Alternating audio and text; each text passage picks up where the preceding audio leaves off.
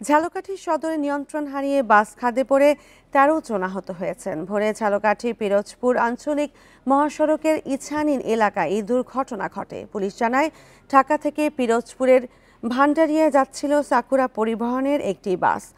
Bundle থাকলে প্রতি সেনমানিতে টাকা বাঁচবে। বিকাশ সেনমানি বান্ডেল কিনে জিতুন প্রতি লেনদেনে। ভোর ৫টার দিকে ঝালকাঠি শহর অতিক্রম করার পর ইছানীন এলাকায় নিয়ন্ত্রণ হারিয়ে বাসটি খাদে পড়ে যায়। এতে বাসের ১৩ যাত্রী আহত হন। দুর্ঘটনার পরপরই সেনাবাহিনী, পুলিশ ও ফায়ার সার্ভিসের সদস্যরা ঘটনাস্থলে এসে আহতদের উদ্ধার করে ঝালকাঠি সদর হাসপাতালে নিয়ে যান।